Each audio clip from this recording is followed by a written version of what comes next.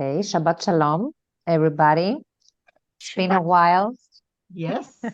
Shabbat Shalom, Nice Maria. having Shalom. Nice having you all here again. In this closing of my question, as you say, Charlene, what about Passover? Why is Passover on different days? No, actually, no. If we want to be exact, my question was why does Zadokite um, calendar have Passover on a fixed date? That was my question. What's going on there? Mhm. That took us a year to answer. We're not done yet because we have Yeah. things to do too. Yeah. So, Sterling, you want to brief us up? What's going on today? Yeah. So we're pretty much done with the Passover questions. So we just thought we'd do a review. And so we'll start our review for that original question about how can we know the appointed time for Passover when Zadok says that it's always on a Tuesday every year. Well, actually, the Dead Sea Scroll calendars, the Essenes and the Enoch calendar, they all kind of do the same thing. There's a few that start their year on a Sunday instead of a Wednesday or Thursday. We've heard of that. But they mostly all put Passover on a Tuesday. So we're going to start with that. And this is going to be a two-part review because it's going to be too long to do it all together. So we're going to start with the Old Testament, what we did with Passovers in the Old Testament. And that's going to include Moses out of Egypt, and then Moses in the wilderness in the second year, and then Joshua. Joshua is fun, really fun. Joshua is my favorite. Yeah, it's a favorite.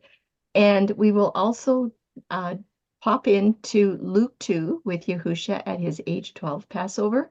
We'll just pop into a little bit of the New Testament, but there's a surprise. We're going to start off with Noah and his flood account, just basic at the very beginning, because he's in Genesis 6, 7, and 8. So we're going to start off with Noah, which haven't really seen too much. We've just done a little bit on those two other PowerPoints with Noah and that 150-day count. So we're just going to do a little bit there. And then that's going to be sort of the introduction for the bonus section in part 2 that's going to be a surprise. And we I wanted was to waiting. that's the part you're waiting for. So a little bit of new information at the beginning, kind of fun, but it will be the review for the part 2, for the bonus part 2.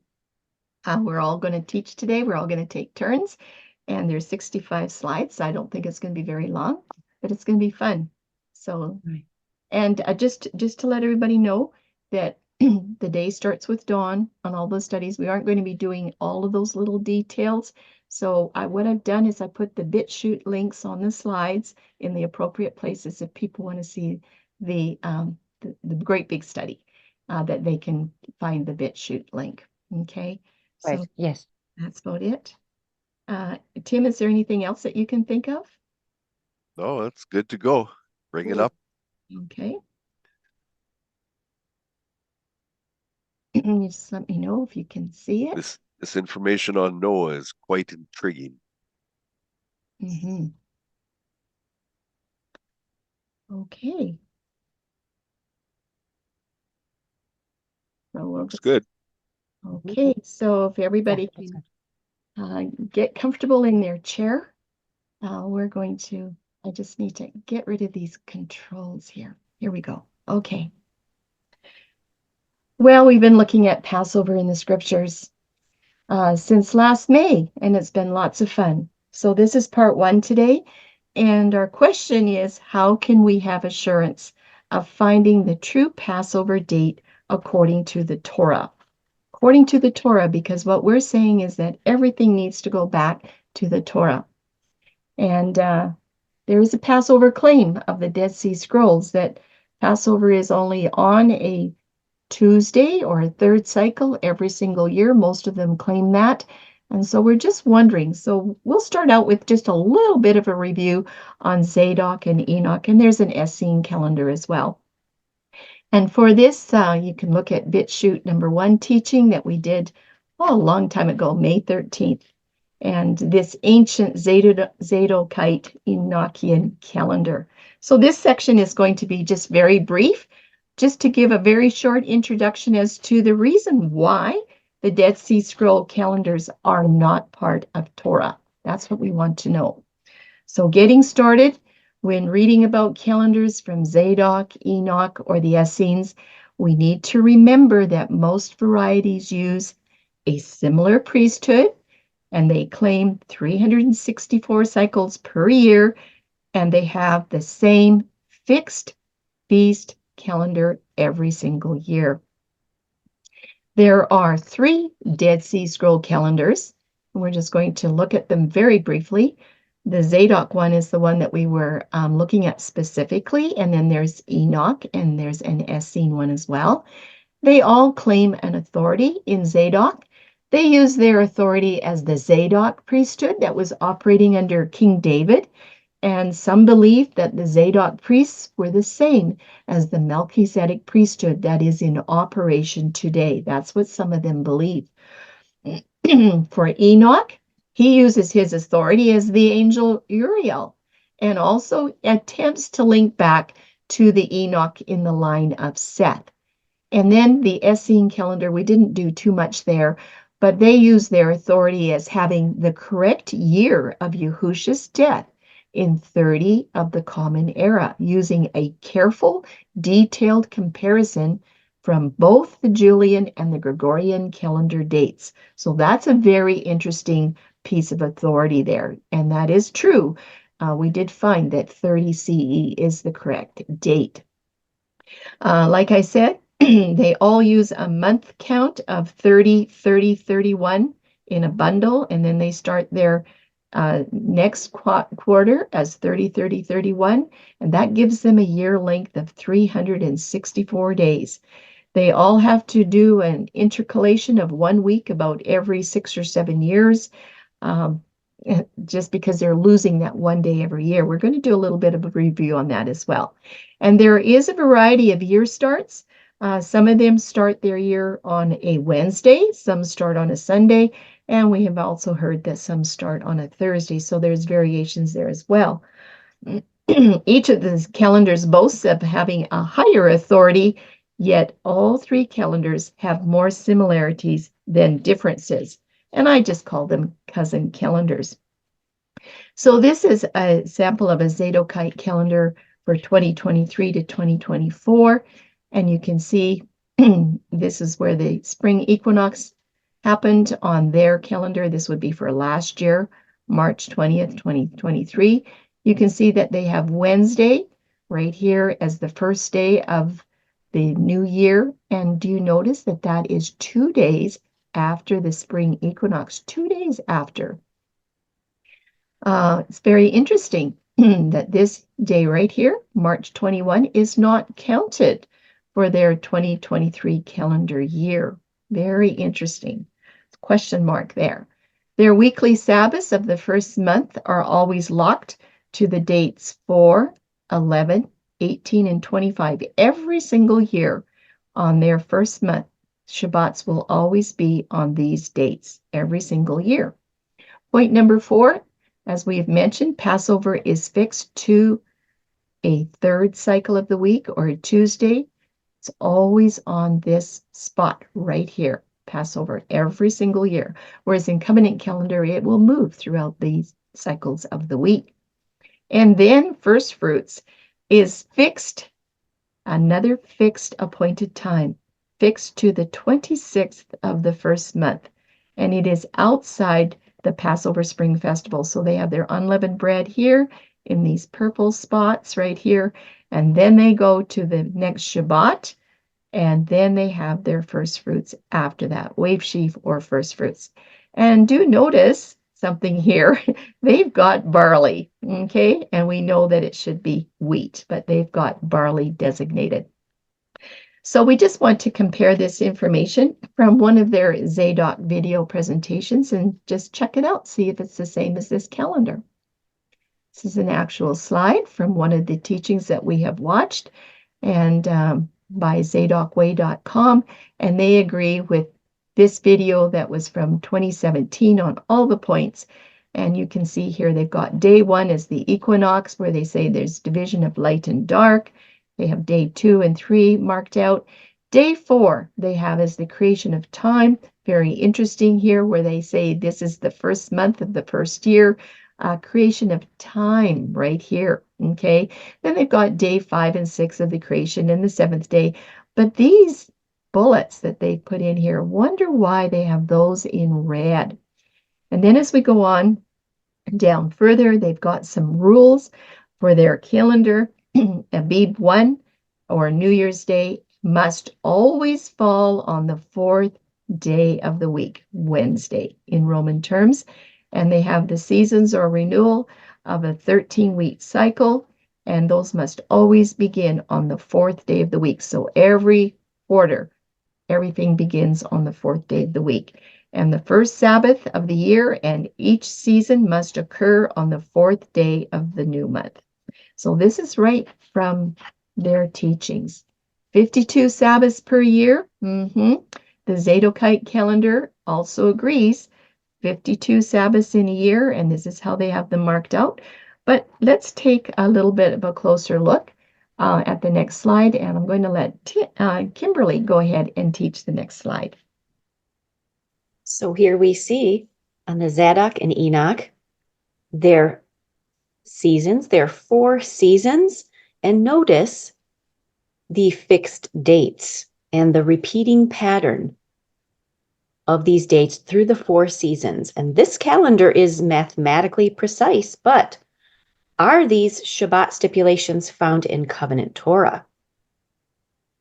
And what if Scripture precisely reveals to us that a first month Passover can be on a Shabbat on the 14th day of the first month?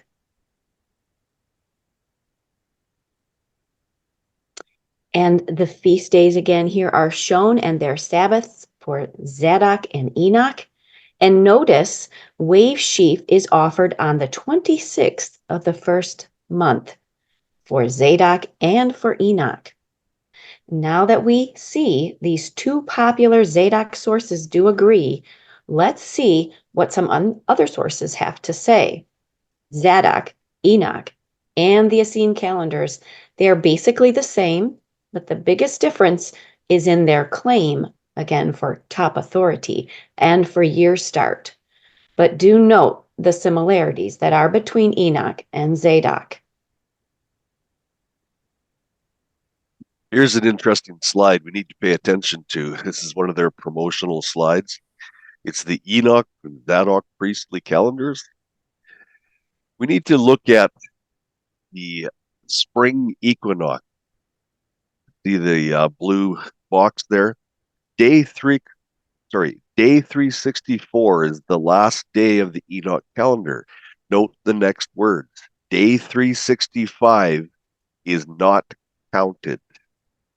Scripture has the equinox, or the day of the straight line shadow on Teshuvah, on the last day of the year. That's 365. So how can it not be counted? But that is their claim. That's what they show here. Big question mark when it comes to Scripture. On the box on the right, I'm going to read this. Count 364 days.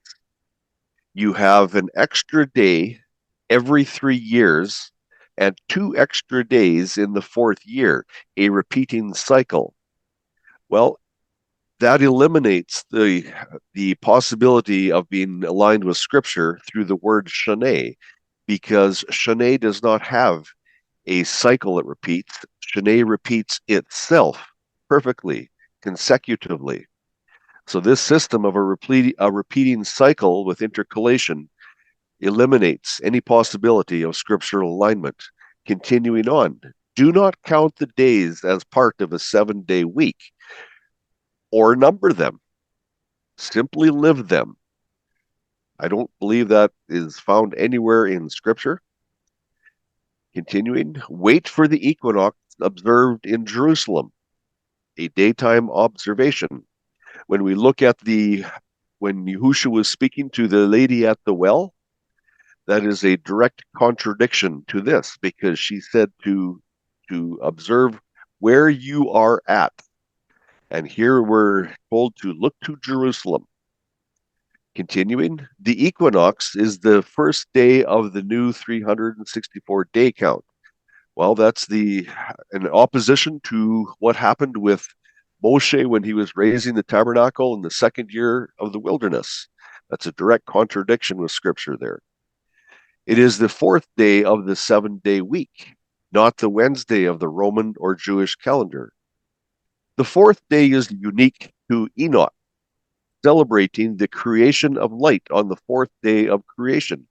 Now, that statement is absolutely correct in that it says it's unique to Enoch, because that is not what Scripture says, not even remotely close. So, yes, it is unique to Enoch, but it has no part of Scripture. The Enoch day begins at sunrise, not sunset, the beginning of darkness. So if the Enoch day begins at sunrise, that's a direct contradiction to what is written in Scripture when Yahusha, I should say, when Elohim was wrestling with Yaakov, and when Yahuwah brought Lot out of Sodom. Direct contradiction to there. The day starts at dawn. It does not start at sunrise. There's no Scripture support for this slide.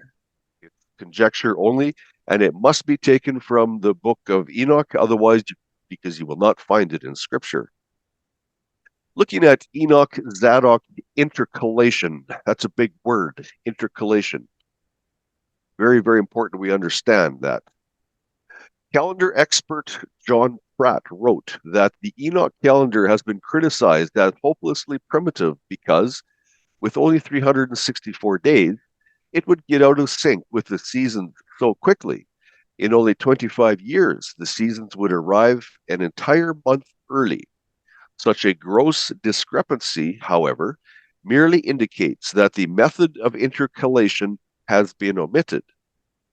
Pratt pointed out that by adding an extra week at the end of every 7th year, or sabbatical year, and then adding an additional extra week to every 4th sabbatical year, or every 28 years, the calendar could be as accurate as the Julian calendar. So the question I have is, how is it that man has to make the changes to Yahuwah's calendar so that it can be just as accurate as a man-made calendar? I think we need to think about this very, very carefully. Intercalation has no part of Yahuwah's calendar. Yahuwah is perfect, and what he creates is nothing short of it. So why is it that man has to make adjustments to these calendars? So let's have a look at what he proposes next. The Enoch Zadok intercalation continued here, and it has this math formula. So before we look at this formula, I want to bring our attention to when Yahusha said that we should come to him as little children. If we are to come to him as little children, how is it that they understand this formula for determining time? Simplicity, is that what you see here? There is some evidence that the group whose writings were found at Qumran used a variety of the Enoch calendar, and see the Qumran calendar also. If the Torah had a math formula like this, how many people would be excited about learning and following such a calendar? And I'd like you to compare this to the verse in Matthew 11, verse 30. For my yoke is easy, and my burden is light. Come to him as little children. Yeah, and that's all we're going to do for the review on the Zadok, Essene, and Enoch calendars. But our question is, do the Scriptures agree Passover is always on a third cycle, always on a Tuesday? Will the Scriptures agree to using such a formula for Passover placement? Or is there an easier method for Passover calculation? Or does the count for Passover on the 14th day of the first month begin the day after the Teshuvah equinox in March? Those are questions that we have to ask. And really, is it that easy? Yes, it is that easy. So today we're going to start looking at Passover in the Scriptures, a review. It seems appropriate that all the understanding that we search for regarding the true placement of Yahuwah's appointed times, they should be firmly established in the Scriptures without the documentation of other books. We should be able to find everything in the Scriptures that we have today.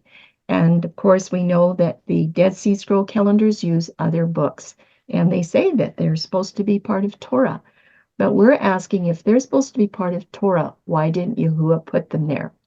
So at least 8 examples of Passover are easily established in the Scriptures. We didn't know this years ago, but as we're searching, we're finding more and more because Covenant Calendar opens up where to find them. 3 of these examples do document Passover, guess what? On a 3rd cycle, on a Tuesday. So we're going to be taking a look at numbers 1 to 6 in this list in part 1 today, and then we'll do numbers 7 and 8 in part 2. And part 2 is going to have a bonus section. So what are these? Well, we're going to look at Passover in the first month of Noah, the 600th year, and we are going to show that is a Sunday Passover, and then we will look at Noah's 601st year in the ark, and that happened to be a Wednesday Passover. We will not be proving that today. That is just a nugget here for right now. We will prove that in the bonus section of part 2. Then we're going to look at Egypt with Moshe, and it was a Tuesday Passover. And after that, we will look at the Passover in the 2nd year of the wilderness with Moshe. That's really exciting. We'll do all the counting. And then we will look at Joshua. He had a Shabbat Passover as he was coming out of the wilderness, going into the land of Canaan. And we will pop into the New Testament and look at the Passover for Yahusha at his age 12. We'll do that today as well. And then in part 2, the favorite of everybody, Yahusha's Passover at his crucifixion, which was in the midst of the week, a 4th cycle or a Wednesday. And then we will see what Paul was doing in his review with a ship trip, and his Passover was on a Tuesday. And they were celebrating Passover there in Philippi, getting ready to go to Jerusalem, and they wanted to be in time for Pentecost. Now that was about almost 30 years after the crucifixion, and they were still celebrating the same covenant calendar. So that's what we're going to be doing in this review. And many of these Passover examples, they are also going to nudge up to the placement of first fruits. So we'll do just a little bit of work in that area as well.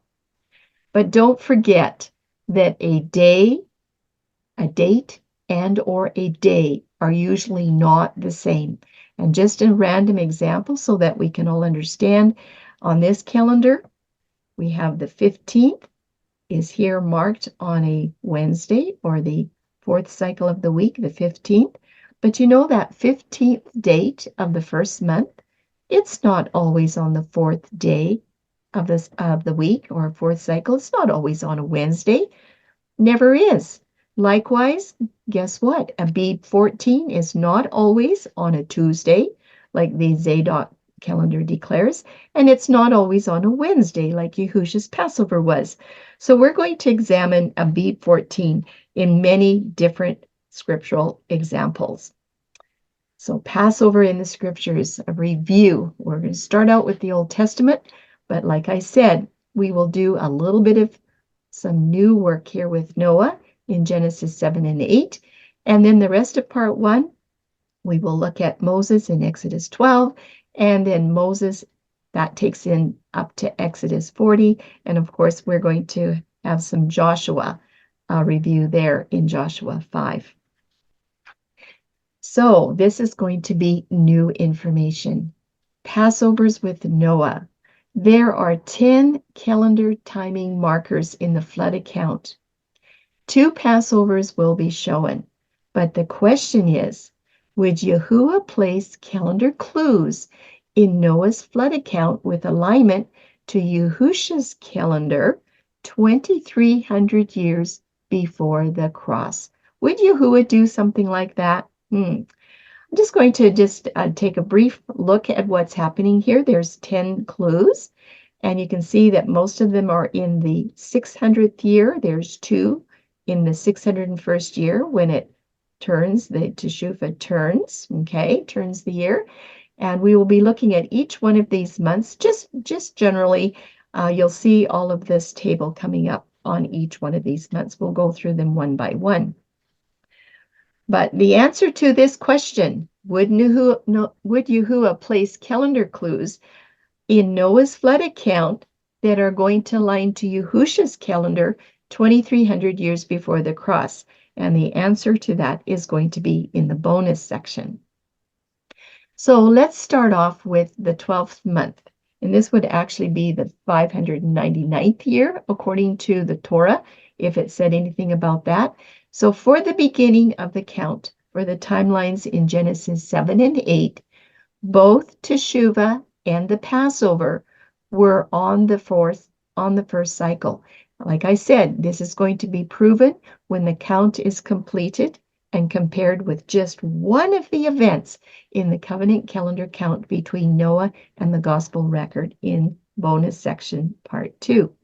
So I'm bringing up the first month of the 600th year, and Teshuvah would have been here.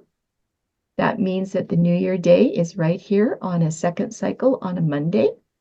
That would put Passover right here on a Sunday, the same day as the Teshuvah. There's no record of Noah observing Passover in Abib in the 600th year. You might remember that Methuselah, who was the oldest man that ever lived, he died at 969 years when the flood was about to arrive. And by caring for his burial, Noah would have been declared as unclean and not allowed to partake in the Passover. That's one of those stipulations. So they would have also have been allowed to have 30 days of mourning for Methuselah before the final preparations for entrance into the ark. So Passover would not have been celebrated outside the ark in this year, okay? Notice that you're going to have to go all the way to Shabbat. You would have your unleavened days of the festival, unleavened bread, convocations, and festival days here.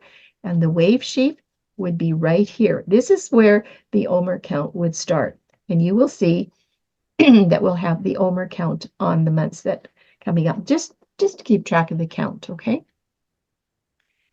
Going into the second month of this 600th year, we're going to find that there are 3 things happening here, 2 things for sure. On the 10th day of the second month, very interesting, on the 10th day of the second month, right here, is when Noah entered the ark. This is significant as this is the same day that the lamb was chosen for the Passover. In this second month, Noah and his family were chosen to have safety in the ark. And then the 14th, they can celebrate the Passover in the second month. There is a stipulation that if you miss it in the first month, you can celebrate it in the second month. So they would have been celebrating Passover inside the ark. And it's only Passover. They do not celebrate the days of unleavened bread in the second month, just the Passover. That's an alternate exception there. On the 17th day of this second month, that's just 1 week later, after they've entered the ark, the flood waters arrive. And this 17th day begins a count of 150 days to the 17th day of the 7th month. And you'll see that is recorded in Genesis 7:24 and chapter 8, verse 3. Now let's go to the third month, 600th year, third month. If you finish out your count in the third month, you're going to have your Shavuot right there. It'll be on the 10th day of the third month. The rain didn't stop, though, until 17 days after Shavuot. Okay, here's the 40th day of rain if you count it all out. And there is no more rain on the 27th day of this third month. Now, this here 17, there's some extra 17s in this. This is the first 30-day count of the 150 days, okay? Starting from the 17th of the second month to the 17th of the third month. We already did this study with Noah and the Zadok count, okay? Right there, we're counting out that first set of 30 days. But I want you to note that there is nothing written that the end of the third month should have a 31st intercalated day. This is the end of the third month, and it only goes to 30 days. There's nothing written in the Torah that there should be 31 days in this month, just like we have learned in the Zadok calendars and the Dead Sea Scrolls. I'd just like to note here that the rain was so much that it was 15 cubits above the mountaintops. Above the mountaintops, that's about 15 feet or 7 meters. So there was a lot of rain in that 40 days. As we continue counting, we're coming into the fourth month, and you can see there we're counting out our second set of 30 days to give us 60 days now into the 150-day count, right there on the 17th. There's nothing specific to note in the fourth, fifth, and sixth months, especially the fourth month, that would normally house the false 99-day Omer count. Do you remember we talked about that? It would have been approximately this date where with Moses and the golden calf would have landed here on the 99th day of the Omer count, that double Omer count that is a false count. Nothing was written in the Noah account about that day. Just wanted to bring that up. Okay, coming into the fifth month in the 600th year, we are looking at our 17th day right there. We are now up to 90 days counting for this 150. And now we're ready to go into the sixth month and the 600th year. Not much here to look at, except for we want to continue our count for the 17th. This is now 120 days out of the 150, but there is no 31st day. Nothing in the flood account that tells us that there should be a 31st day at the end of month 6, like you find in the Dead Sea Scroll calendars. Okay, we're ready to go on to month number 7. This is a very interesting month because we know that it has some appointed times. Trumpets on the first day of the month, Sukkot on the 15th day of the month, and then the 22nd is the last great day. Lots of appointed times in this month. But before we do anything, let's look at this 17th day of the month. This is really important for Genesis 8:4. This is where the ark rests at the final 150-day count. Forgot to mention Day of Atonement is right there. Very interesting how this all lays out. This day also completes the 150-day count from the 17th day of the second month, and that is according to Genesis 7:24 and Genesis 8:3. Tim, do you want to pop in and just give us some information about this 150 day, this 150th day, and where does it end? Does it end here on this day? Would you tell us about that? The scripture tells us that the ark landed at the end of the 150th day. And because days go from dawn to dawn, starting from Genesis 1, the end of the 150th day would be at dawn of the 151st day. Mm-hmm. So when it says that the ark landed at the end of the 150th day of the rain, that means by dawn standards, it would have landed on the 151st day. Mm-hmm. Thank you. We have all those details in that other study that we did on Noah and the flood account. So because month 3 and month 6 does not have a 31st day, as the Zadok calendars declare, this is all discredited by the flood account. There's not one single thing mentioned there. But note, for linkage to the covenant calendar of John chapter 7, the 17th day of the 7th month is the third day of Sukkot, just as Noah also has the third day of Sukkot, just like this. Now, we haven't done any work on John chapter 7, but we will probably do something about that in the future. It's a very interesting study. But we're not done counting out this year, so let's go on to month number 8. And in the flood account, there is nothing to note for month number 8. And what is happening? Everyone in the ark is waiting, just waiting, waiting and waiting. And in the 9th month, there was nothing recorded. I do have the weeks here. We're counting the weeks every single month, the weeks of the year, but there's nothing to note. Nothing was written down, and the ark continues to rest. And I'm just wondering if everybody is counting. And for those of you that are interested to find all of the details on the Noah flood account for the Zadok calendar, there is the BitChute link right there. And there's also one for the lunar calendar. Now we're into the 10th month. Now we're back to looking at what is happening. What does Moses record? The 10th Rosh Chodesh. The Rosh Chodesh is the head of the month, the first day of the 10th month. Well, now the mountaintops are seen. We have 90 more days to go to get to the Teshuvah. You know what? Noah must be counting to name all of these dates. All of this information from Noah was passed down, and it was Moses that recorded it. But there is a question here. Are these dates significant for linkage to other calendars of the great patriarchs? Now, I'm saying other calendars of the great patriarchs. They would have been on covenant calendars, but remember, they had Passovers on different cycles of the week. Could these details in the Noah flood account be linking into something that Moses is doing, something that Joshua is doing? Is there linkage to something in Luke 2 for Yahusha's Passover when he was age 12? What about Yahusha's crucifixion? What about some other calendar dates? That's what that question is all about. Now, when we come into the 11th month, things start to get exciting. We have a raven and some doves being sent out.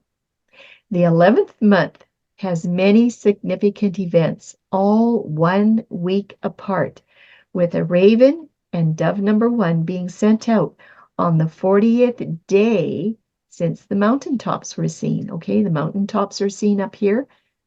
10th month, the first day, you count 40 days. It's a very interesting count. 40 days to get to this. I wonder what that has. There must be a clue there. Then there's another 2 doves. The next dove is sent out on the 17th day of the 11th month.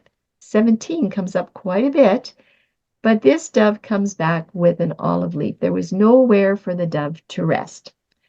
And the next dove was sent out on the 54th day after those mountaintops were seen, and this dove did not return. And again, will any of these dates link up to something in Yahusha's ministry? Let's look at the 12th month in the 600th year. This is Noah's civil year. It has only 360 days. It does not have 354 like the lunar calendar, not 364 like the Dead Sea Scroll calendars, and it did not have 365 and a quarter, whatever it is, like today. It was only 360 days in a year. That's really, really important. So it's going to be the Teshuvah that's going to mark the last day of that 600th year, and the very next day is the first day of the new month, what we're going to call New Year Day. You notice the weeks here, 51 weeks, okay?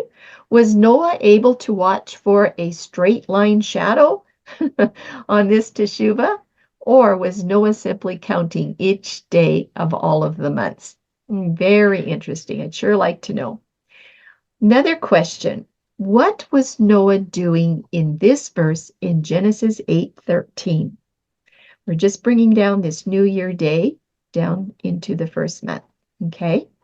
And it came to pass in the 601st year, in the first month, it was the first day of the month, that the waters were dried up from the earth, and Noah looked, and indeed the surface of the ground was dry.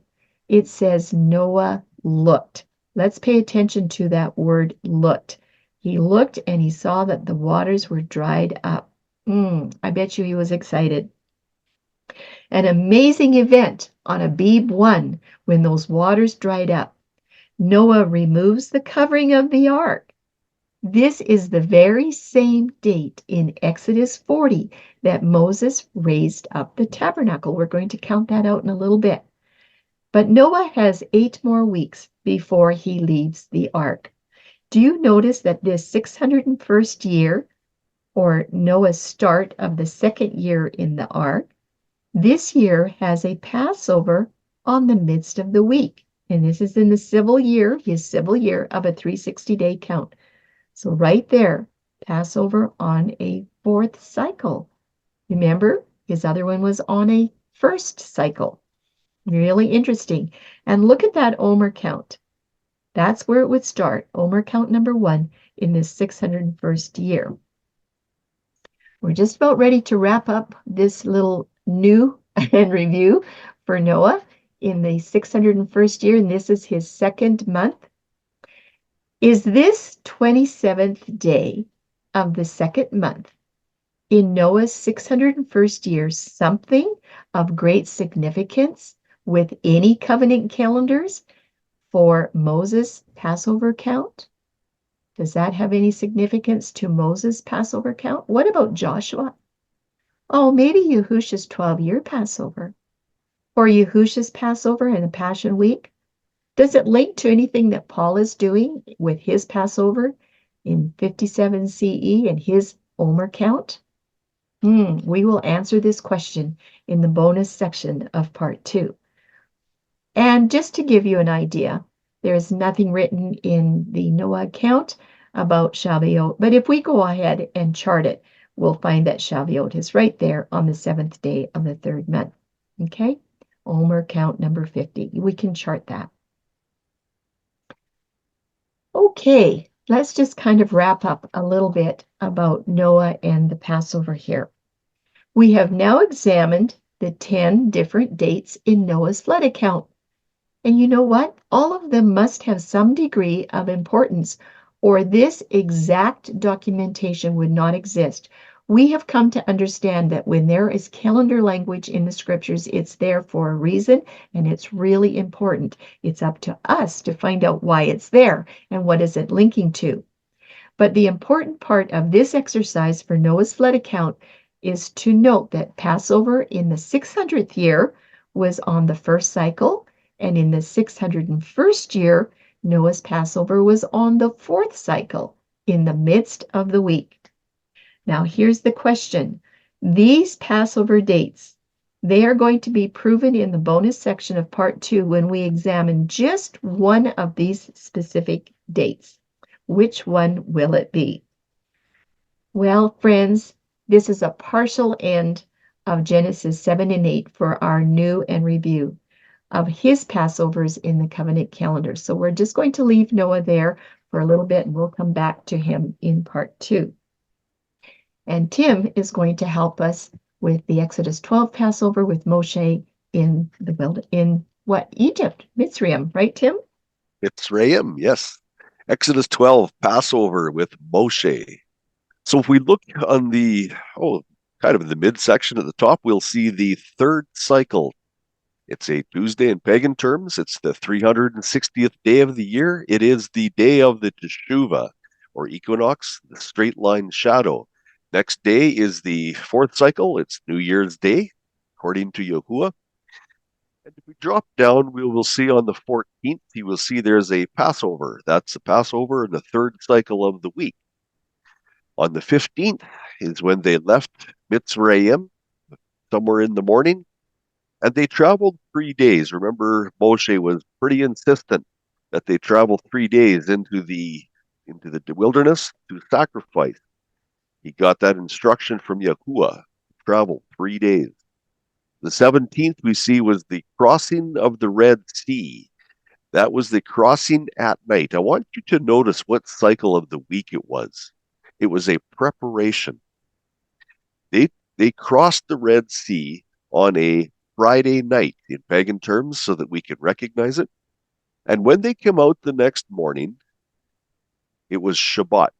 This is your first instance, or your first written testimony, I should say, of the Shabbat starting at dawn. And this is written in the Torah. This is the day of their deliverance from Egypt. At dawn is when it began. I want you to look on the left-hand side here. We see the 19th. This is the day that the first fruits in the Omer count would start. This is very important to understand about this pattern. This scripture documentation positively ensures that Passover was in a third cycle of the week in this year. Very important to understand this. And for the information down below, you will see the Omer count, 18 or 8 were there, and goes over to the 30th. That's the Omer number 12 count. The channels there, or the links, lead to the BitChute channels. You can see this information at detail. Moving on here with the Exodus 12 to 20 Omer count with Moshe.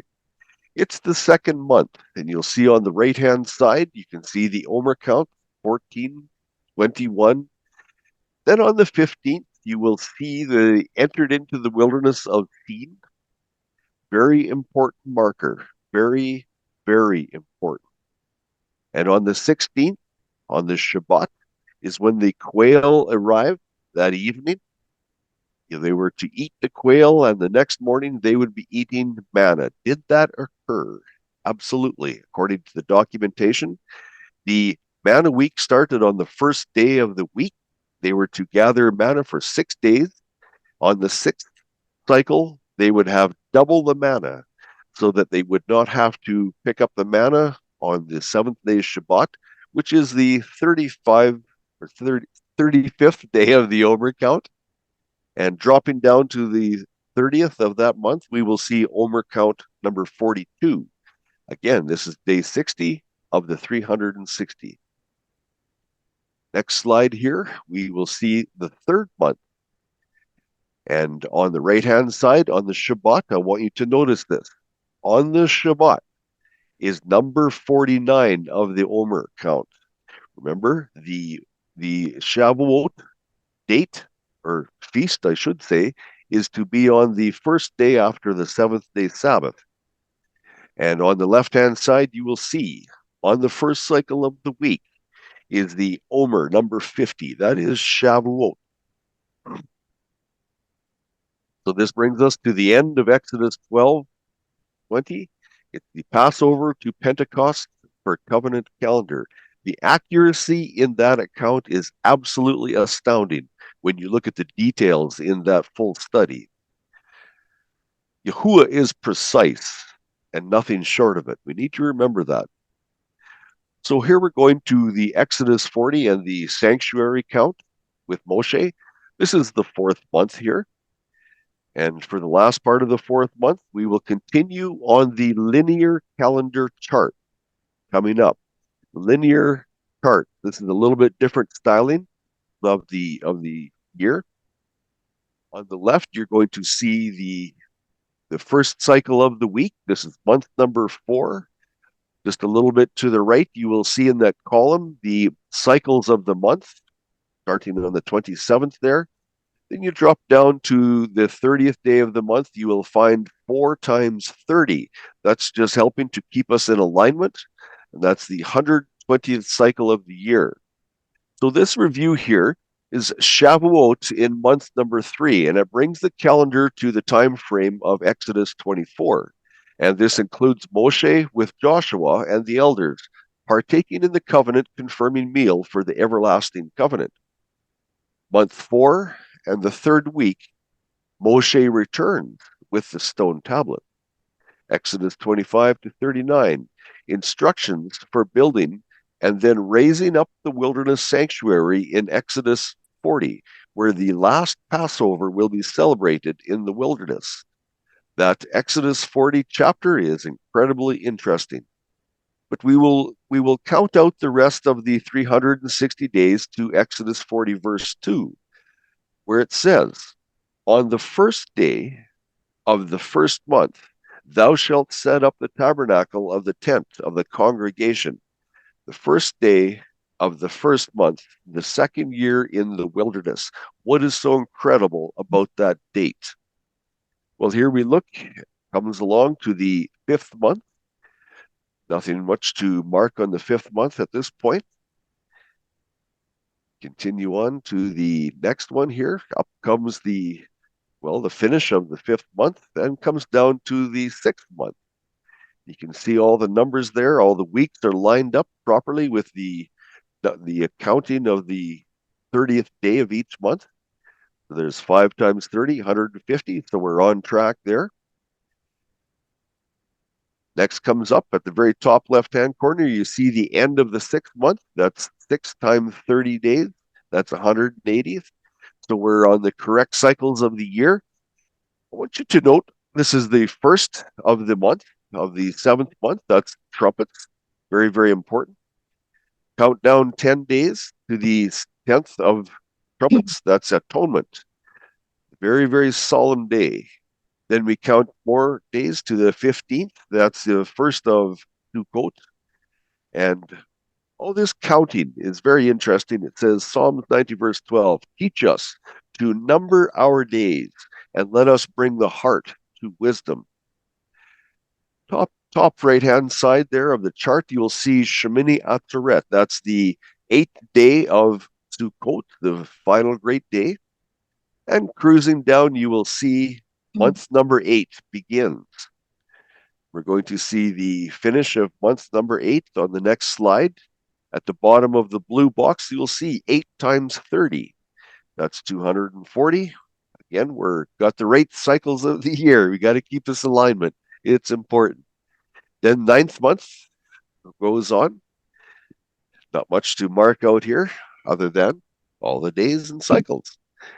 Month number 9 ends. 9 times 30, 270. We got our cycles right again. Month number 10 cruises on. 10 times 30, that's 300. Got that correct. Now we're getting into an interesting part. Month number 11 comes up. We're nearing month number 12. Month number 12. What happens in month number 12? Well, here's the finish. Here's the cycles of the month. I want you to note the last day of this year. It's the 6th cycle of the week. It's a preparation. What is it preparing for? Yeah, it's probably preparing for the 7th-day Sabbath.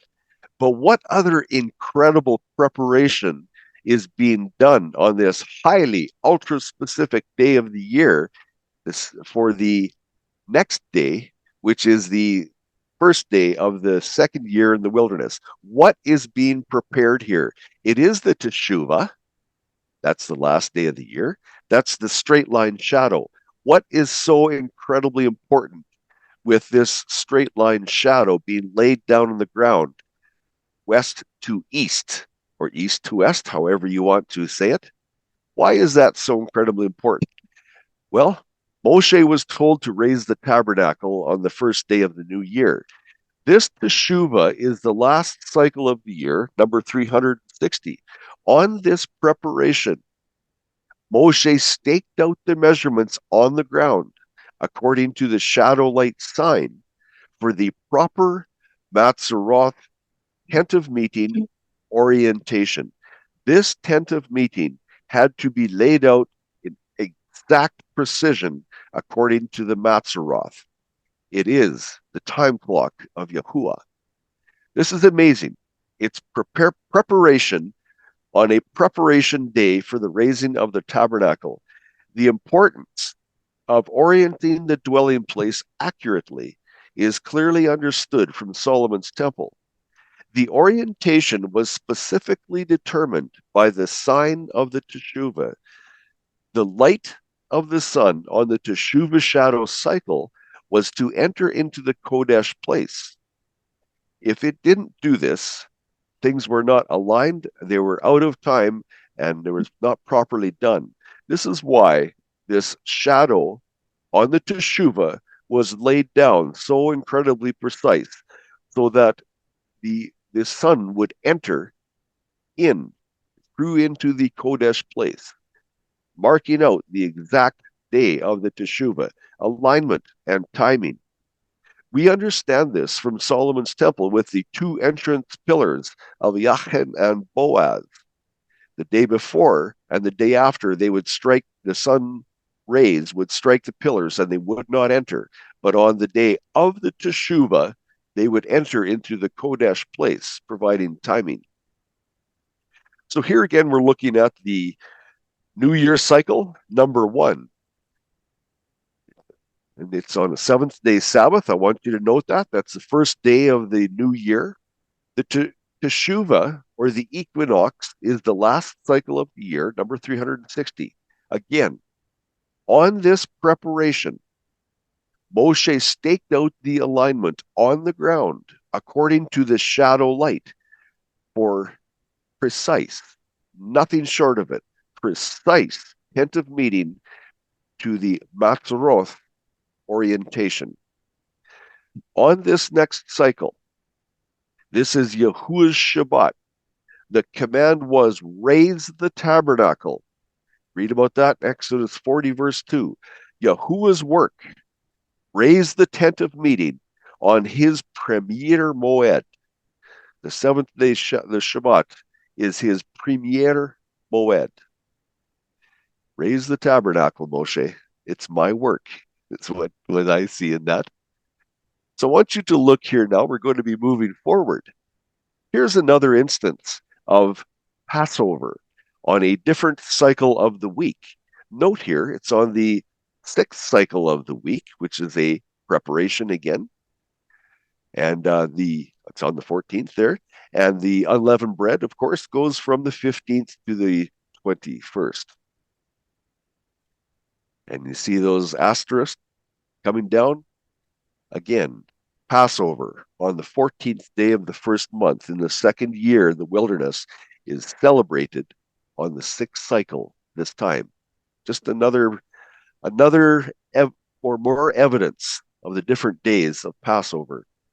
Even though there is no scripture reference that spells out the cycle of this Passover, it can be counted out using the 360th Shana year.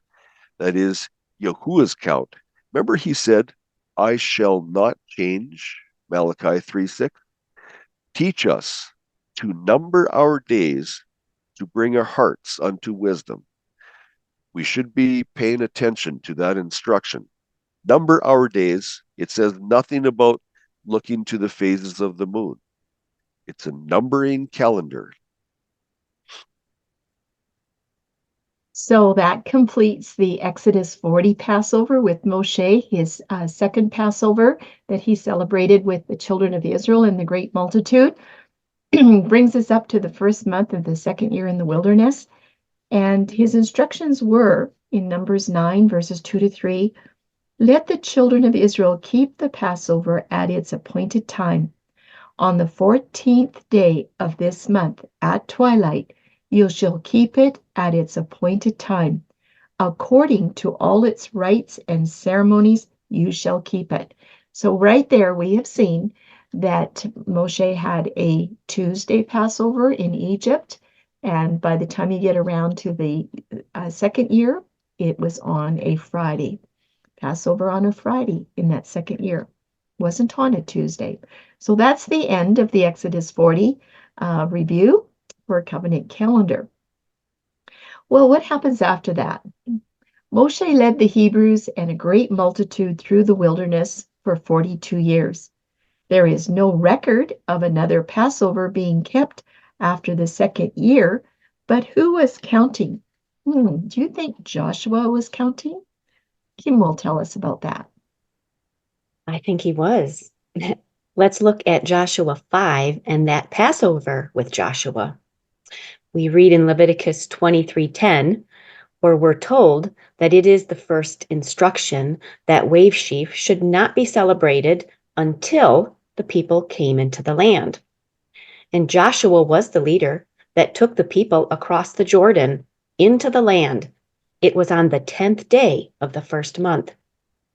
And we know Passover is always celebrated on the 14th day of the month, whatever cycle of the week it may fall upon. In Abib 15, it is always the first unleavened bread convocation. And then Leviticus 23:11 has the instruction for the appointed time upon which the wave sheaf is to be celebrated. And this is a prophetic verse of high importance. Why? Well, take note here, because there are many who believe that wave sheaf is always to be placed on Abib 16 after the first unleavened bread convocation. And then Zadok and Enoch, they claim wave sheaf is always placed on Abib 26. So we're going to investigate, or review our investigation, I should say, on which morrow is it. We read in Leviticus 23, 10 through 11, and then verse 14. It says, "When you come into the land and reap its harvest, then you shall bring a sheaf of the first fruits of your harvest to the priest, and he shall wave the sheaf on the day after the Sabbath." Verse 14, "You shall eat neither bread nor parched grain nor fresh grain until the same day that you have brought an offering to your Elohim." That verse 14 is very important. It's a clue. Joshua 5 then reads in 10 and 11. "So the children of Israel camped in Gilgal and kept the Passover on the 14th day of the month at twilight on the plains of Jericho. And they ate of the produce of the land on the day after the Passover," and that would be the 15th, then the day after the Passover, "unleavened bread and parched grain on the very same day," that being the 15th. And again, our question is, which morrow is it? And this chart demonstrates the two options. On which of the two morrows is wave sheaf established? So is it on the morrow after the weekly Shabbat of H7676? Remember, Joshua and the children of Israel kept the Passover, and it was a 7th day weekly Shabbat, and it was also Abib 14. Is it after that? Is that the morrow? Or is it the morrow after the first unleavened bread convocation, Abib 15? Which morrow is it? Let's review the prophecy of Leviticus 23:11. "And he, the priest, he shall wave the sheaf before Yahuwah for your acceptance. On the morrow after the Sabbath, the priest waves it." Morrow after the Shabbat. So the question is, what type of appointed time is this verse referring to? As many believe that the first unleavened bread convocation is also a Shabbat. And so we're asking, is the morrow after the Shabbat, is it after the weekly Shabbat? Or is it after the first convocation of unleavened bread? And we will see the answer is very easy when we take a closer look. And let's do that. Let's look at Shabbat according to Moses in Leviticus 23:11 again. "And he shall wave the sheaf before Yahuwah for your acceptance on the morrow after the Sabbath." And that is H7676. The priest waves it. Looking at that Sabbath in Strong's, it is H7676. Shabbath intensive from H7673. Intermission, specifically the Sabbath. And 7676, it is specific, noting the Leviticus 23:11 Shabbat. It is the weekly Shabbat that is being referred to as designated by that Hebrew word number H7676.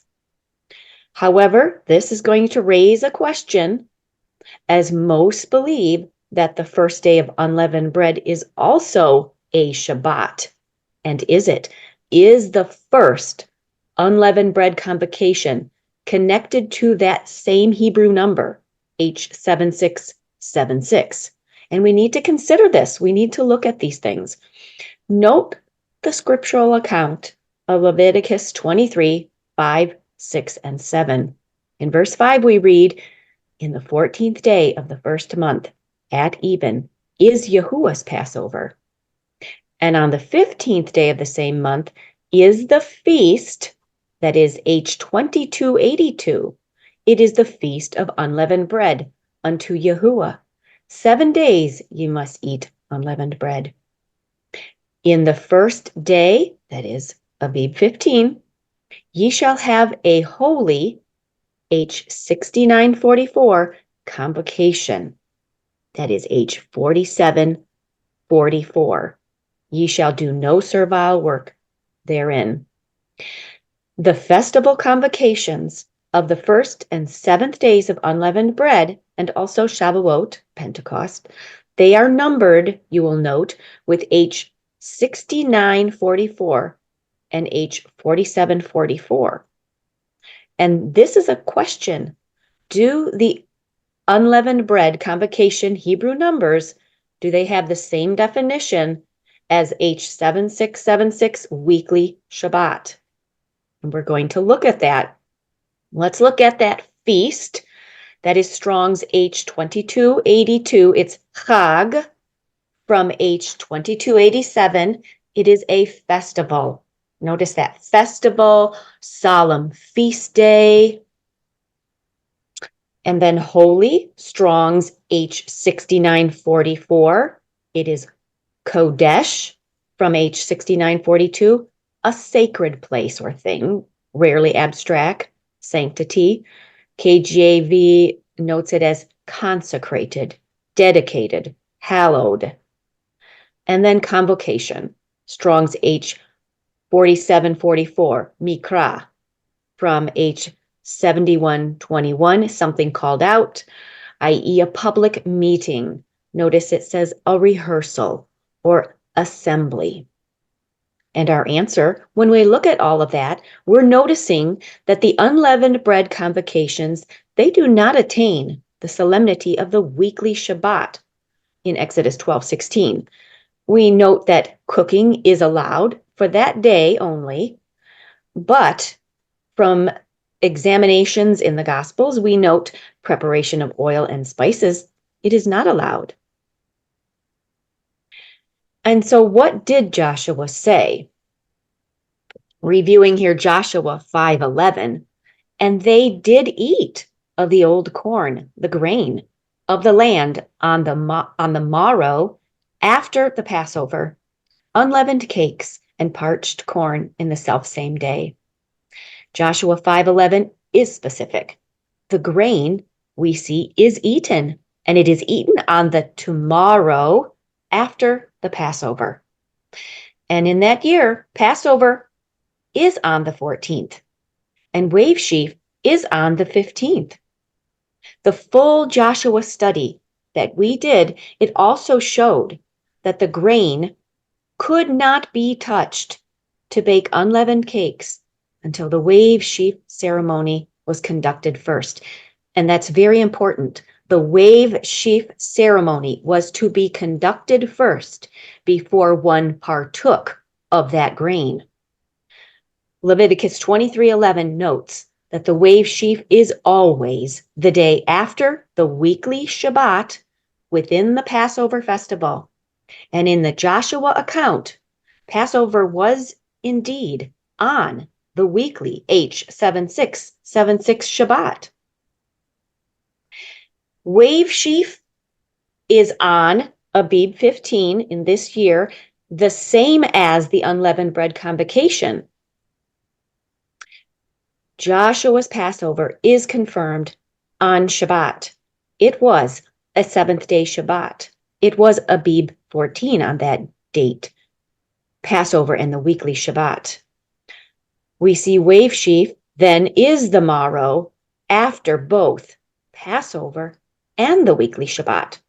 It is not the morrow after the first unleavened bread convocation, which does not hold an H7676 designation.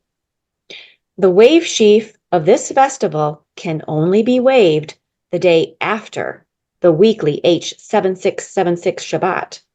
And for Joshua, we see wave sheaf. That took priority over the first unleavened bread convocation.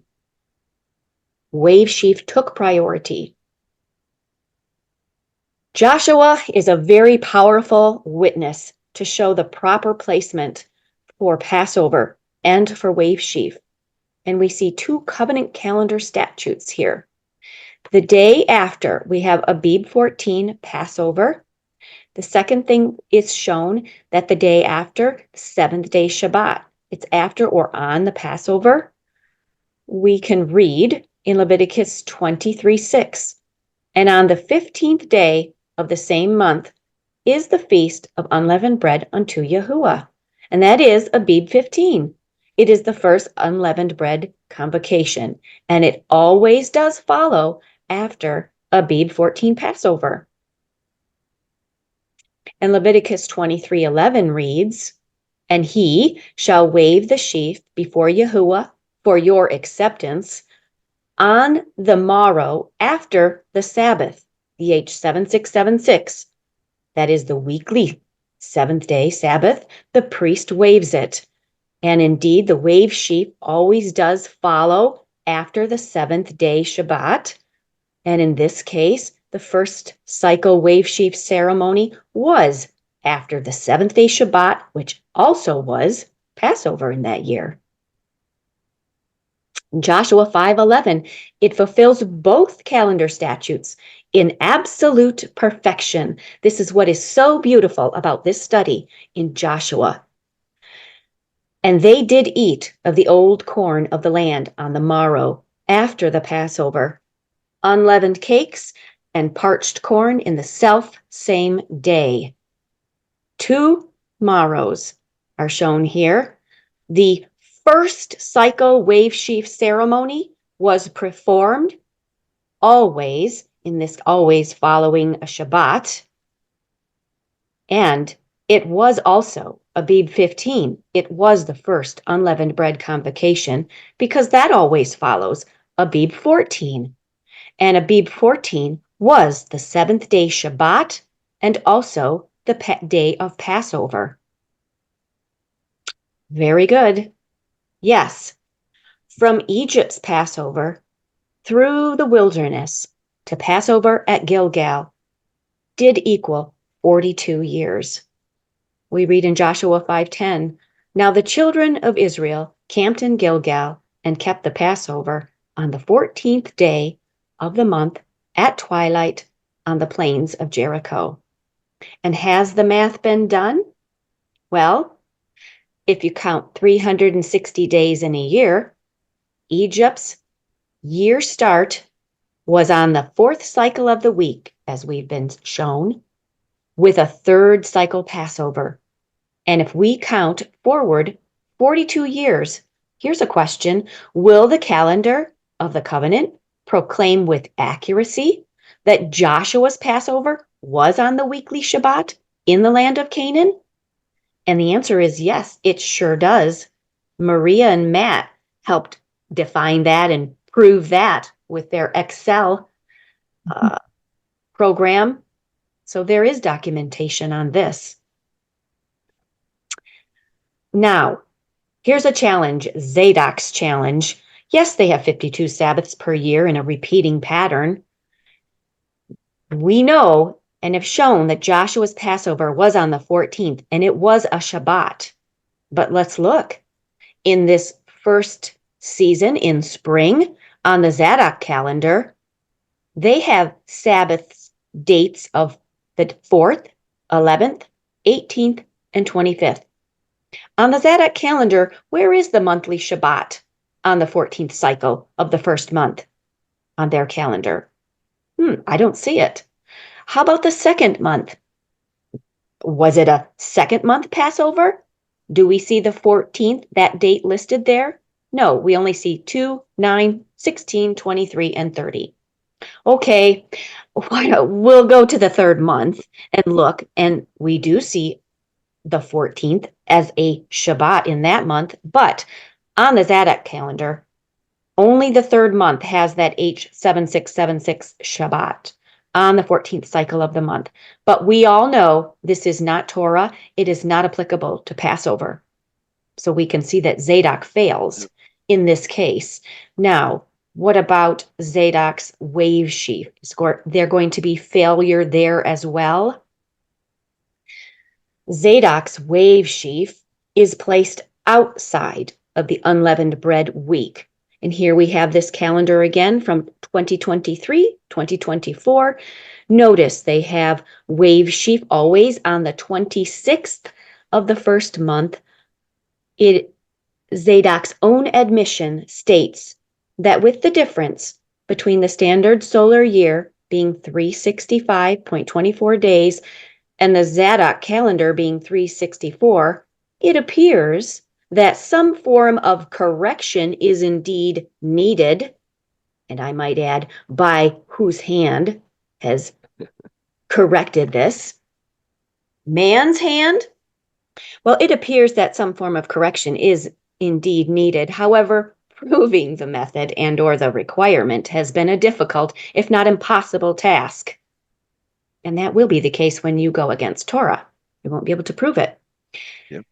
Zadok's Passover is always on the third cycle on a Tuesday.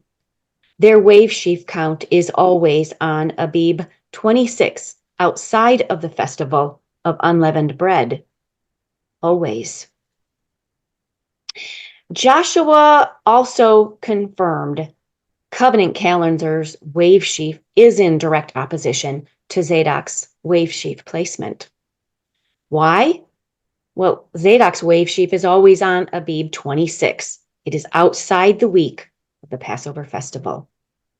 Here we see the year of Joshua, his Passover. It was on a 7th-day cycle, the 14th right there. And the day after, the premier offering was wave sheaf, first and foremost, for their acceptance. Then they would partake of the grain of the land and perform the first day of unleavened bread. And we know Scripture states the manna ceased after that. They were accepted and allowed to eat. But Zadok's Passover is always on that third cycle of the week. And then what do they eat? Because if they partake of the grain of the land without Yahuwah's acceptance, and then they're taking authority into their own hands, partaking of something without an acceptance. To me, that's dangerous. And there is no more manna to eat. So they're stealing the grain, as far as I'm concerned. And then their wave sheaf is outside the unleavened bread week, there on the 26th. Joshua's Passover follows Torah. Zadok's Passover, it violates Torah. Yes, and we also talked about in Joshua's study that the manna ceased on the day after the 15th. The manna ceased here on the 16th. So Kimberly, you brought up a good point. If the manna is ceasing on the 16th and they couldn't touch the grain till the 26th, what were they eating all these days? Very, very good point. And that's in the big in the big study, isn't it?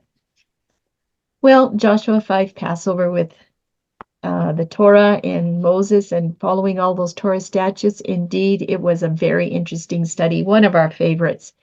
That particular year, the New Year cycle had to be on the first cycle of the week. It brought Passover on the Shabbat. That year, wave sheaf was the very next day. It was the most important festival, even though we have unleavened bread convocation on that same day, but the wave sheaf took priority. So lots of detailed scripture documentation establishing a Passover on the 7th-day Shabbat. And there are some saying that Passover should never, ever be on a Shabbat. Joshua says, no, it is definitely on a Shabbat. And basically, he's showing us that it's okay to have Passover on the Shabbat.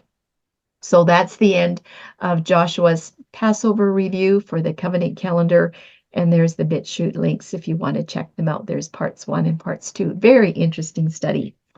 Thank you so much, Kimberly. Well, as we move on of our scheduled study and review of Passover in the Scriptures, we're ready to pop into the New Testament. And part 1 will finish with Yahusha and his age 12. We'll finish with that today. And then in part 2, we're going to look at Yahusha's passion account. That's always interesting. And we will also look at Paul and his ship trip that is documented there in Acts 20 to 24. So Tim is going to help us with these studies here on Yahusha's Passover at age 12. A young Yahusha with the age of accountability, Luke 2 Passover, Common Era number 12. Luke is very clear to mark the distinction between the laws of Torah and Moshe and the laws of tradition. Unless we're paying attention, we will miss this in Luke 2. But let's read through here. The laws of Torah and Moshe for the young Yahusha, verse 22. And when the days of her cleansing, according to the Torah of Moshe, there's the authority, were completed, they brought him to Jerusalem to present him to Yahuwah, as it had been written in the Torah of Yahuwah. There's the authority once more. Every male who opens the womb shall be called set apart to Yahuwah, and to give an offering according to what is said where? In the Torah of Yahuwah, authority. A pair of turtle doves or 2 young pigeons. Verse 27. And he came in the spirit into the set apart place, as the parents brought in the child Yahusha, to do for him how? According to the usual practice of the Torah. That's the authority that regimented the life of Yahusha when he was younger. And when they had accomplished all matters, according to the Torah of Yahuwah, they returned to Galilee, to their city, Nazareth. I want you to note here carefully. We have just read from Luke 2, 5 specific times when he specifically notes Yahusha's parents were following the laws of Moshe in the Torah when he was a babe. Well, they're the laws of Yahuwah, and Moshe recorded them. The next set of verses, from verses 41 to 49, will reveal a contrasting scenario as Mary and Joseph travel to Jerusalem with Yahusha when he is 12 years of age. Please observe carefully how the context links to the laws of Jewish tradition. And those links down there will give you the study with the full details. Now, Luke has recorded, he has recorded the authority as according to the laws of Yahuwah. Why is it in the ending verses, not the ending, but the middle now, verses 41 to 49, why is there a different authority, or maybe an absence of the authority of the Torah? Why is there an absence of that? It's the same author, it's the same chapter. How come this change? We need to look at this carefully. Luke 2, verse 41 to 49. And his parents went to Jerusalem every year at the festival of Pesach. Note the absence of authority. It's simply the generic the festival of Pesach. Why is that?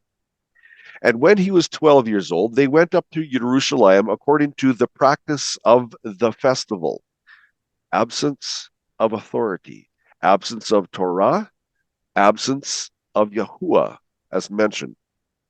And when they had accomplished the days of the festival of Pesach, as they returned, the child Yahusha stayed behind in Jerusalem, and his parents did not know it.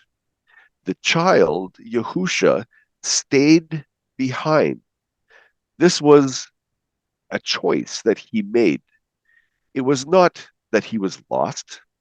Our Mashiach was never lost. He chose to stay behind. We're going to see this. Verse 44, but thinking he was in the company, they went a day's journey and were seeking him among the relatives and friends. That would be natural. And not having found him, they returned to Jerusalem, seeking him. And it came to be, note the timing, after 3 days that they found him in the set apart place, sitting in the midst of the teachers, both listening to him and asking them questions. I should say that correctly. Both listening to them and asking them questions. And all who heard him were astonished at his understanding and answers. And having seen him, they were amazed. And his mother said to him, now I want you to think about this. His mother knew how special he was, having have been conceived through a different circumstance. She knew this was a very, very special child, and to her, her son was lost. Can you imagine the consternation in her voice? Son, why have you done this to us? So your father and I have been anxiously seeking you. And he said to them, why were you seeking me? Did you not know that I had to be in the matters of my father? Did you not know? Why is it that you don't know? You're my parents. You should be knowing this. He was placing them on the seat of testimony. How come you do not know this? In obedience to his father's business, was his reply. What is that obedience? And we're going to be looking at Common Era verse 12, Common Era year 12. And at this point, they were under tradition. The sliver moon was sighted before the Teshuvah, the shadow of Teshuvah, at this time. Luke 2, verse 49 again. And he said unto them, how is it that ye sought me? Know ye not that I must be in my father's house? Must be in. Note those words very, very clearly when you search this out. He was required through his statement. He is saying, I am required to be in my father's house. Why is that? The Jewish feast was over. It was 3 days after the Jewish feast. Why did he say, I must be in my father's house? Matthew 5, verse 17. What did he say? Think not that I am come to destroy the law or the prophets. I came not to destroy, but to fulfill. Would that be a clue why he said, I must be in my father's house? You need to think on these carefully. How many times have we read over this and just passed it by? We're going to be looking here at Common Era 12, and it's March 22. That is the date of the equinox, or the Teshuvah, as we understand it. That's the day that the straight line shadow is laid on the ground. So we're going to look over here. We're going to bring this information of the phases of the moon. If you look in that box there, the brown box, number 11, it's got a black dot. That's the conjunction, or the dark moon, as some call it. We carry this up into the calendar. You will see that's the conjunction on the 11th. Up comes the sliver moon on the 13th, and then the 14th after sunset or at morning, is the new moon's day. And then we look at the information carried over, and it's the March 22 is the date of the Teshuvah, or the equinox. Note it's on a third cycle of the week. I want you to note that, the third cycle of the week.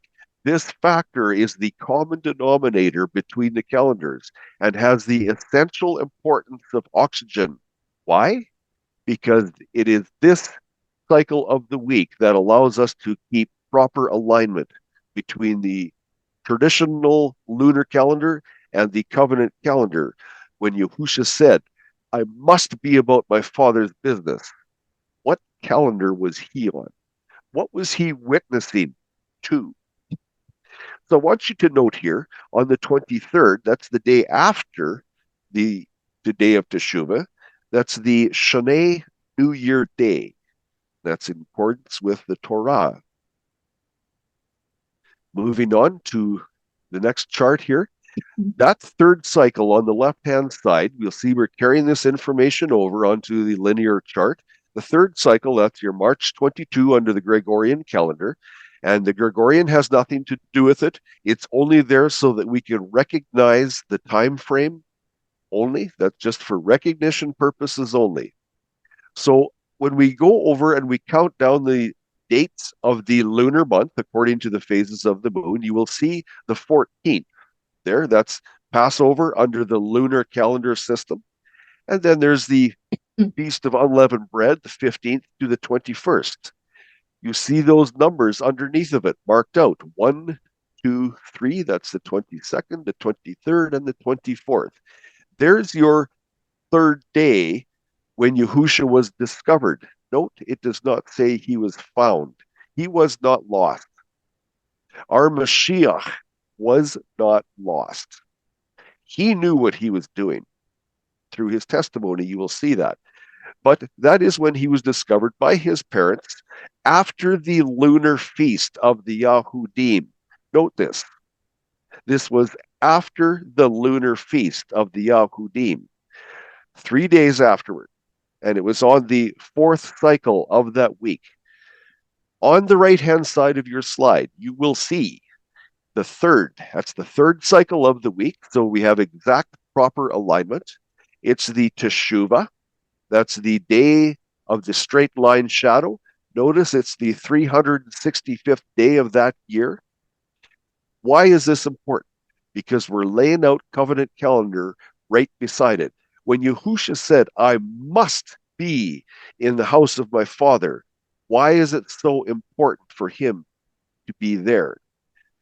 I want you to note on the left-hand side, you will see under the number 3 mark, you will see that kind of I don't know what color that is. It's an aqua or whatever, a line stretched across to the covenant calendar side.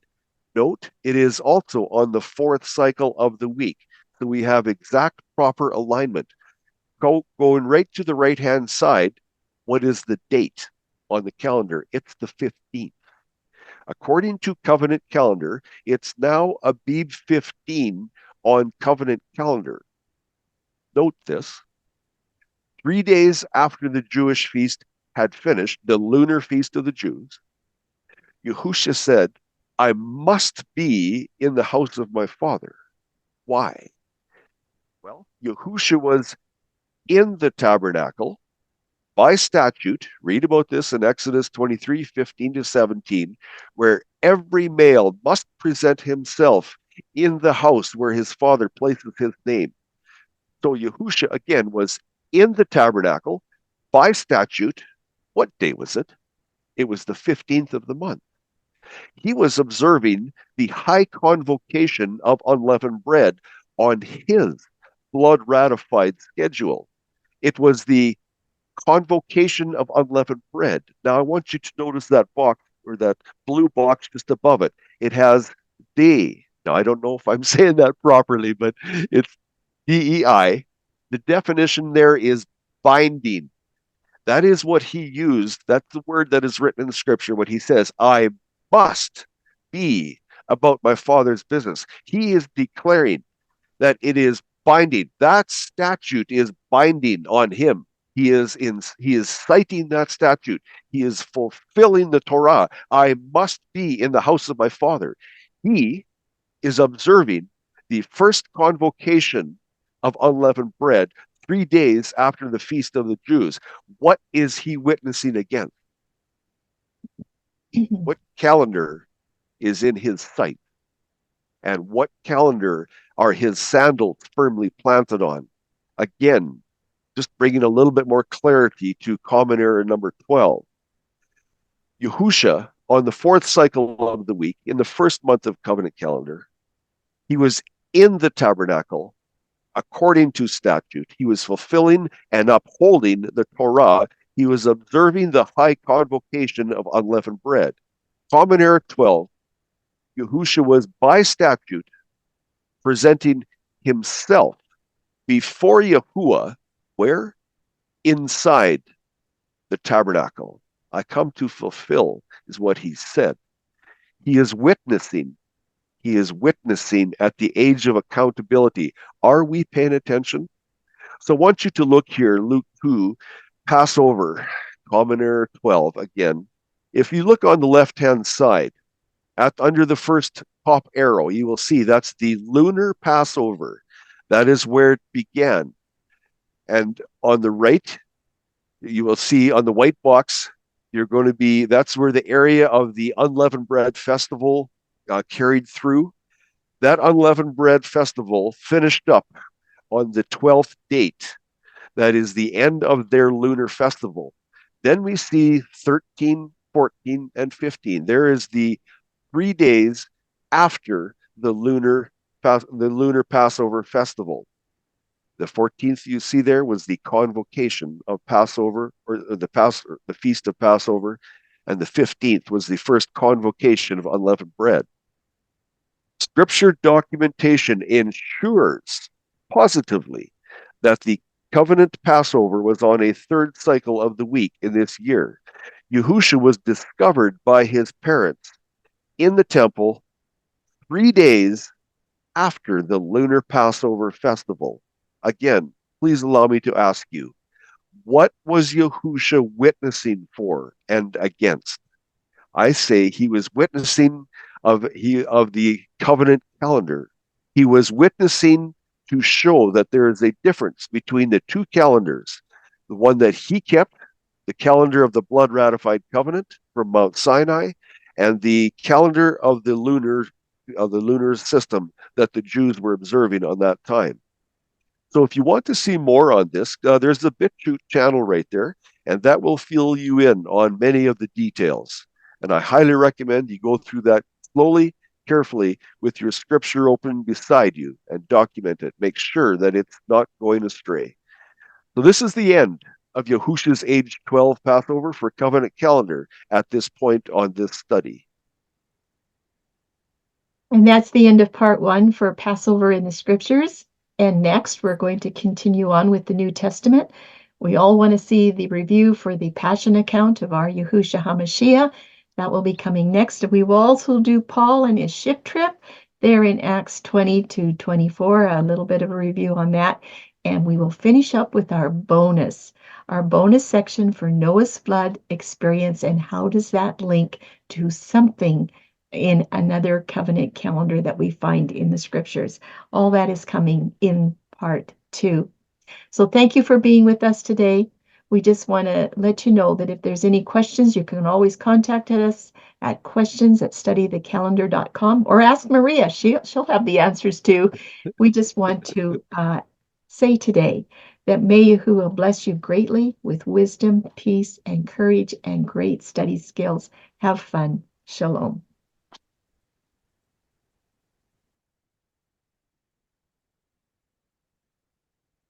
Great, that was edifying. Yeah, I would put Maria on the witness stand, ask her some questions. I have to say that I have watched this presentation at least 3 times each.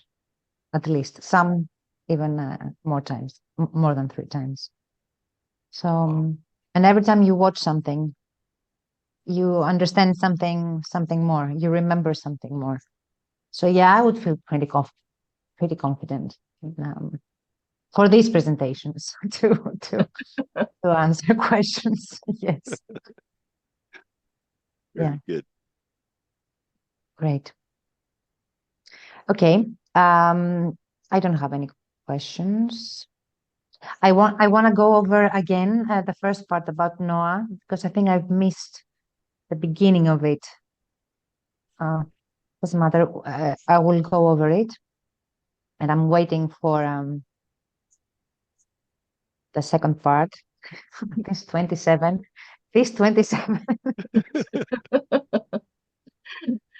Well, we didn't really do too much on Noah. We're still working on it, actually, and it's not done yet.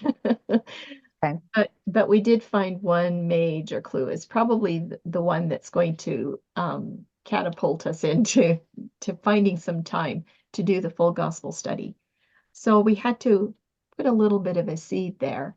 And I hope people are saying, how do they know for sure that that first year was a Sunday Passover and the second year was a Wednesday? How did they figure that out? Well, we didn't. The clue is the clue is there in the calendar studies. So it's kind of fun. And maybe somebody will come along and say, yeah, we can break open the rest while we're trying to find some time. It's really exciting.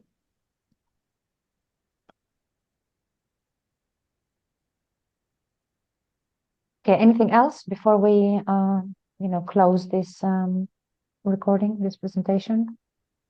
Not for me. Tim, Kimberly? No.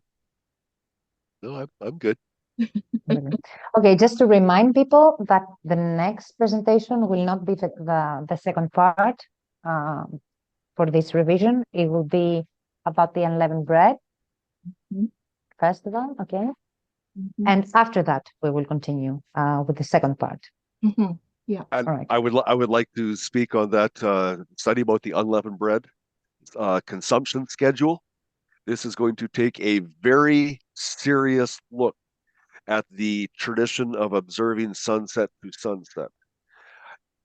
It's all I'll say. It's serious. It is very, very serious, and it will cause need for a decision. It's important. It really is. Mhm. And especially with Ah, the lunar, with the lunar Passover coming up, the popular one around April 22, there'll be a lot of people that are going to be looking at the eating of the unleavened bread.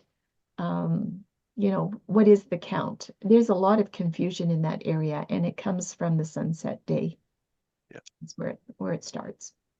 do you think that people observing the Passover meal on the 15th it's because they're starting the day at sunset? That's why they're switching now. It's the 15th, Yes.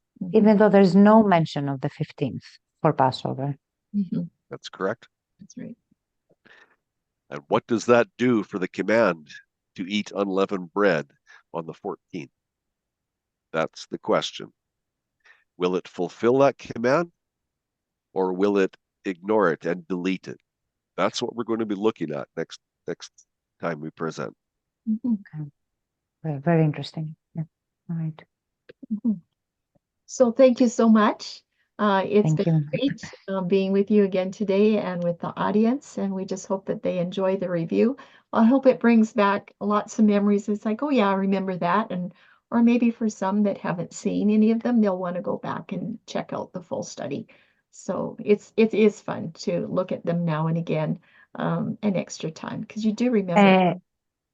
Yes, and I just want to mention here that if people watch this review on your channel, on your YouTube channel, I want to tell them that on my channel on BitChute, I have titled differently all the presentations. So if they want to go and search for a specific topic, they will find it easier with the titles, because I title every presentation not with numbers but with what we're discussing. For example, Joshua's Mhm. or Yahusha's 12 year part 1, part 2. It's easier to go through all these presentations and find them very, very easy. Mhm. Easily. Okay. Excellent. So I Excellent. think we can end the recording here, and we'll see everybody next week. I think it'll be next week that we'll do this. Next week. Mhm.